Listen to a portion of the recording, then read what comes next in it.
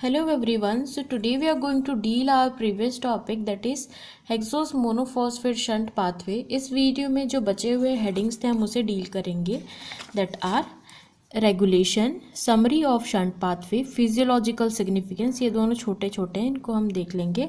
बाकी अब clinical significance. तो स्टार्ट करते हैं हम इसके रेगुलेशन से।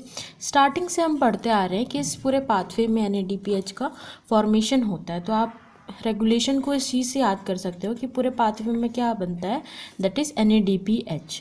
ठीक है, तो इसको रेगुलेट करता है उसका नाम है NADP ion. Okay, NADP ion responsible होता है इसके रेगुलेशन में। तो देखो इसमें क्या है, मेनली रेगुलेशन करता है NADP आयन। प्लस क्या होता है ना, जब हम स्टार्टिंग में पढ़े थे ऑक्सीडेट, इसमें तो टोटल 2 फेज होते हैं, एक तो ऑक्सीडेटिव होता है और एक नॉन ऑक्सीडेटिव फेज होता है। तो ऑक्सीडेटिव फेज में जो फर्स्ट रिएक्शन है उसमें क्या होता है, ग्लूकोज 6 फॉस्फेट से बनता है 6 फॉस्फोग्लूकोनोलैक्टोन। तो उस प्रोसेस के टाइम पे यहाँ एक एंजाइम इन्वॉल्व होता है, उसका नाम होता है ग्लूकोज 6 फॉस्फेट डिहाइड्रोजिनेज। ठीक है, तो वो स्टेप रेट लिमिटिंग होता है और यहाँ पे NADPH का फॉर्मेशन होता है। ओके, तो हम ये कह सकते हैं कि अगर NADPH का फॉर्मेशन तो हो रहा है वहाँ पे, तो उस स्टेप को NADPH ही आके इनहिबिट करता है। तो इनहिबिट अगर कर दिया ना वो, तो फिर नहीं हो पाएगा पूरा प्रोसेस, जिसके वजह से ये पाथवे जो है वो रुक जाएगा। ओके, इतना हमने देख लिया। जिससे देखो, first reaction is catalysed by glucose 6 phosphate dehydrogenase is the rate limiting step. ठीक है, ये रेट लिमिटिंग स्टेप होता है और it is inhibited by NADPH। ये जो स्टेप है उसको इनहिबिट कौन करता है, NADPH। अब देखो क्या होता है, हम पढ़े ना कि जैसे ऑक्सीडेटिव नॉन ऑक्सीडेटिव फेज हैं, तो उनमें क्या, उन्हें कौन कंट्रोल करता है वो देख लेते हैं हम। देखो, ऑक्सीडेटिव फेज को कंट्रोल करता है level of NADP ion. Okay, और नॉन ऑक्सीडेटिव फेज को कंट्रोल करता है रिक्वायरमेंट ऑफ पेंटोज। जितना रिक्वायरमेंट होगा उसके हिसाब से फिर ये नॉन ऑक्सीडेटिव फेज होता है। अब हम चलते हैं इसके सिग्निफिकेंस पे। सिग्निफिकेंस में आने से पहले हम एक चीज़ देख लेते हैं कि हम पढ़ तो रहे हैं चैंपी शंट के बारे में, लेकिन वो होता कहाँ है हमको वो यही नहीं पता। ठीक है, तो ऑक्सीडेटिव फेज की अगर हम बात करें तो वो ऑर्गन्स पे देखने को मिलता है। जैसे कि इंपॉर्टेंट ऑर्गन हो गया आपके, लिवर हो गया, एडिपोज टिश्यू हो गया, एड्रेनलिन कॉर्टेक्स हो गया, मेमोरी ग्लैंड हो गया, testis, ovary and RBC, lens of eye, ये सारी जगह पे ऑक्सीडेटिव फेज होता है। लेकिन जो नॉन ऑक्सीडेटिव फेज है ना, वो सारे टिश्यू में पाया जाता है। ठीक है, वो सारे टिश्यू में होता है। ओके, इतना हमने देख लिया। अब हम देखो हमारा कौन कौन सा कंप्लीट हो चुका है, दैट इज़ एक तो इसका रेगुलेशन कंप्लीट हो गया, समरी देख लिया। समरी में क्या है कि जितने भी हमने अभी तक पढ़ा है ना कि ग्लूकोज, जो 5 मॉलिक्यूल ऑफ ग्लूकोज रीजनरेट होते हैं वो आएगा इसमें, 6 molecule of carbon dioxide eliminate हुआ वो आएगा, प्लस 12 NADPH जनरेट होता है, 1 मॉलिक्यूल ऑफ ग्लूकोज जो है वो कम्प्लीटली ऑक्सीडाइज होता है। तो समरी में हमें वही चीज़ लिखनी है, तो आप इसे लिख लेना।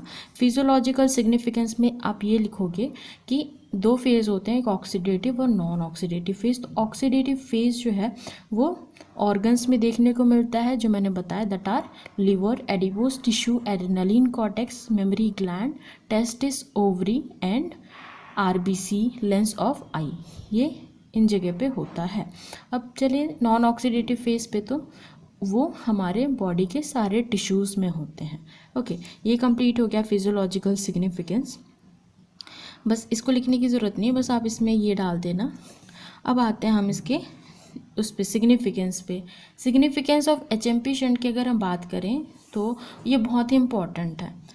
क्यों इम्पॉर्टेंट है, क्योंकि इसमें ना मेटाबॉलिक इम्पोर्टेंस को हम डील करने वाले हैं। मेटाबॉलिक इम्पोर्टेंस में जैसे कि आएगा, इस पूरे प्रोसेस में NADPH का प्रोडक्शन होता है, प्लस पेंटोज फॉस्फेट बनता है। ओके, तो ये जो NADPH बनता तो है, लेकिन वो क्यों बनता है, उसका काम क्या होता है हमारे बॉडी में, वो भी हम देखेंगे। प्लस राइबोस 5 फॉस्फेट का भी फॉर्मेशन होता है, जो कि रिक्वायर्ड होता है न्यूक्लिक एसिड के सिंथेसिस के लिए। ठीक है, अब क्लिनिकल इम्पोर्टेंस भी देखेंगे। उसमें हम ग्लूकोज 6 फॉस्फेट डिहाइड्रोजिनेज डेफिशिएंसी को डील करेंगे और थायमिन डेफिशिएंसी, ये दो चीज़ों को देखेंगे। तो स्टार्ट करते हैं हम इसके सिग्निफिकेंस से। तो देखो, सबसे पहले हम मेटाबॉलिक इम्पोर्टेंस को देखेंगे। मेटाबॉलिक इम्पोर्टेंस में जैसे मैंने बताया था कि इसमें NADPH बनता है, पेंटोस फॉस्फेट बनता है। ओके, तो NADPH क्यों रिक्वायर्ड होता है? तो वो रिडक्टिव बायोसिंथेसिस के लिए रिक्वायर्ड होता है। इसमें क्या होता है? इसमें फॉर्मेशन होता है फैटी एसिड का, कोलेस्ट्रॉल का, स्टेरॉयड हार्मोन्स का। इस वजह से NADPH रिक्वायर्ड होते हैं।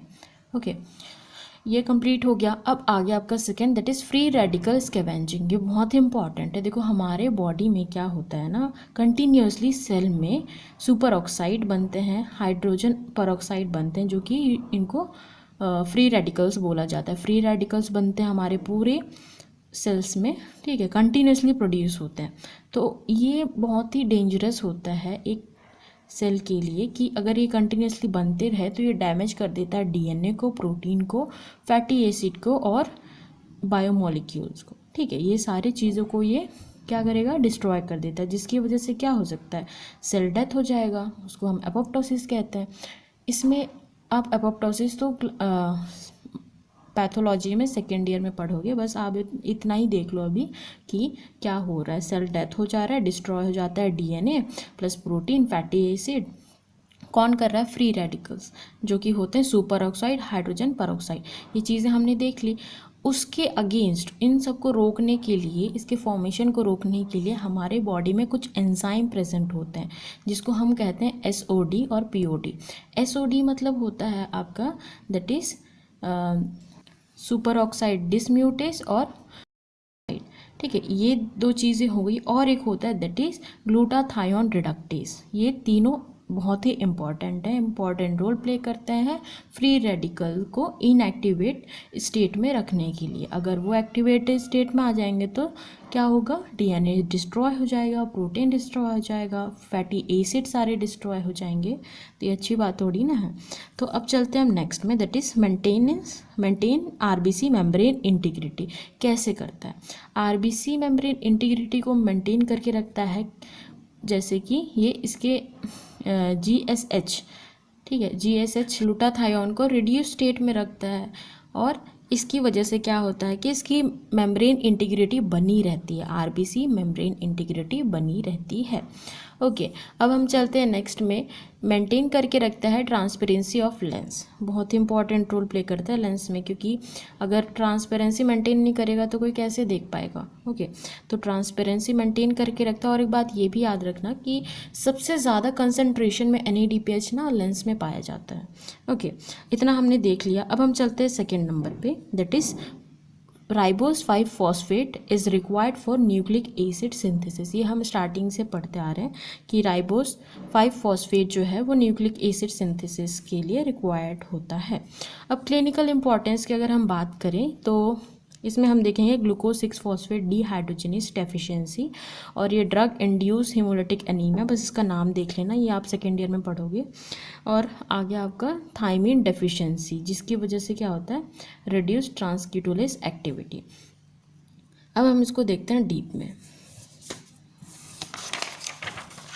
देखो, इसमें क्लिनिकल सिग्निफिकेंस देख रहे हैं, जिसमें ग्लूकोज 6 फॉस्फेट डिहाइड्रोजिनेज डेफिशिएंसी होता है। तो क्या हो रहा है? इसमें एंजाइम डेफिशिएंसी होता है ना, आप याद रखना, ये एंजाइम डेफिशिएंसी है। किसका डेफिशिएंसी हो रहा है? ग्लूकोज 6 फॉस्फेट डिहाइड्रोजिनेज का।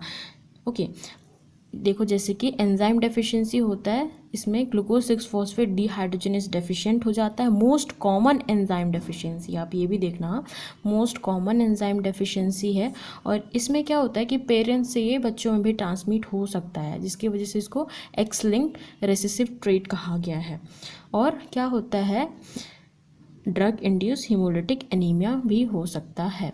अब चलते हैं नेक्स्ट में, that is deficiency manifested when export to certain drug. अगर किसी पर्सन को हम किसी चीज़ के लिए ट्रीट कर रहे हैं, ठीक है, कोई पेशेंट है, जैसे कि एंटी मलेरियल ड्रग दिए, तो उसमें मोस्टली क्लोरोक्विन दिया जाता है, लेकिन इसमें अगर हम प्रीमाक्विन दे दिए, ठीक है, तो उसमें वो क्या कॉज करता है? दैट इज स्टिमुलेट कर देता है पेरोक्सीडेज के फॉर्मेशन को आरबीसी के अंदर। अभी तो हम पढ़े थे पेरोक्सीडेज क्या करता है, वो डिस्ट्रॉय करता है ना उस डीएनए को, प्रोटीन को, फैटी एसिड को, वो डैमेज कर देता है।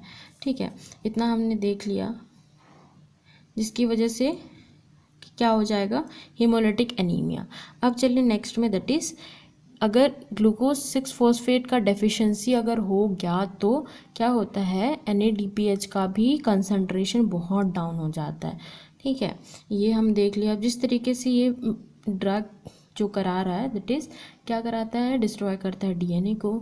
उसी तरह और एक ड्रग है दैट इज़ सल्फा ड्रग, वो भी क्या करता है, हीमोलाइसिस कॉज कर देता है, हीमोलाइसिस कॉज करता है, प्लस क्या करेगा, जॉन्डिस भी करा सकता है। ओके, इतना कंप्लीट हो गया। अब चलते हैं नेक्स्ट में, that is thiamine deficiency. Thiamine deficiency की अगर हम बात करें तो इसमें एक हम देखेंगे जेनेटिक डिसऑर्डर जो कि एसोसिएटेड होता है चेम्पी-शंट से, उसका नाम होता है वर्निकेस कोर्साकॉफ सिंड्रोम।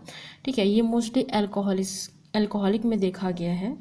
अब इसमें क्या होता है ना कि ट्रांसकीटोलेज का एक्टिविटी डिक्रीज हो जाता है। ठीक है, ट्रांसकीटोलेज का एक्टिविटी डिक्रीज हो जाता है, जिसकी वजह से थायमीन का एब्जॉर्प्शन भी डिक्रीज होता है, प्लस थायमीन जो है वो कन्वर्ट नहीं हो पाता है थायमीन पायरोफॉस्फेट में।